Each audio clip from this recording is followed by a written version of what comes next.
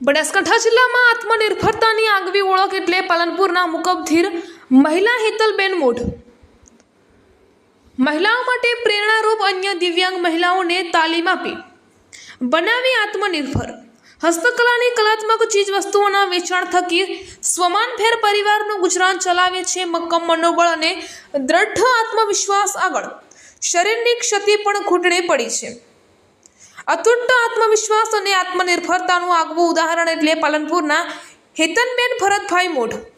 વાત કરવામાં આવે તો પાલનપુરમાં હનુમાન ટેકરી વિસ્તારમાં રહેતા હેતલબેન ભરતભાઈ મોઢ 41 વર્ષના છે। તેઓ જન્મથી સાંભળે કે બોલી શકતા નથી।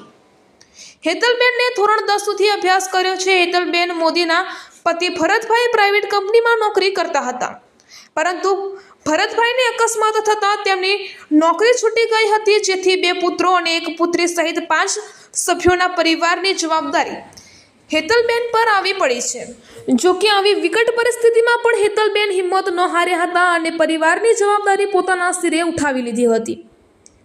પોતાના હુનર આવડત થકી આજે મહિને 10,000 રૂપિયાની કમાણી કરી સ્વમાનભેર પોતાના પરિવારનું ગુજરાન ચલાવી રહ્યા છે।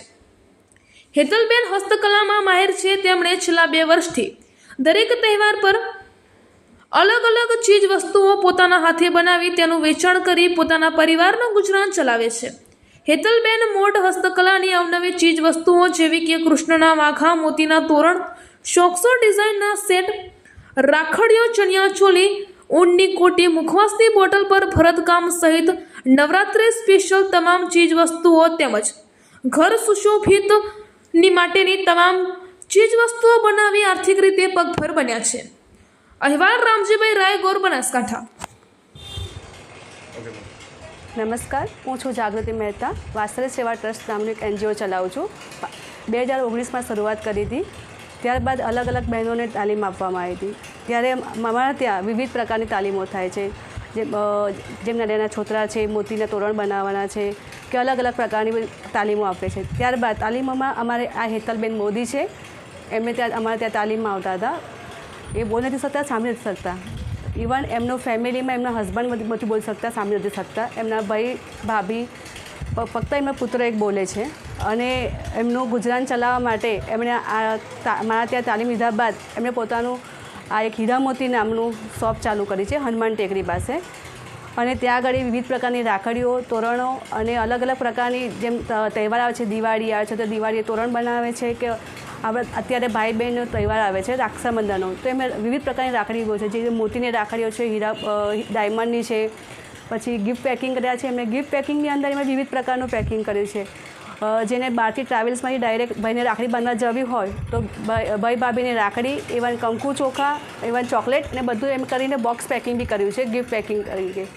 અને અહીંયા આગળ એમણે અલગ અલગ ડાયમંડની રાખડીઓ બી બનાવી છે। 10 રૂપિયાથી લઈને 50 રૂપિયા સુધીની રાખડીઓ મળે છે અહીંયા આગળ।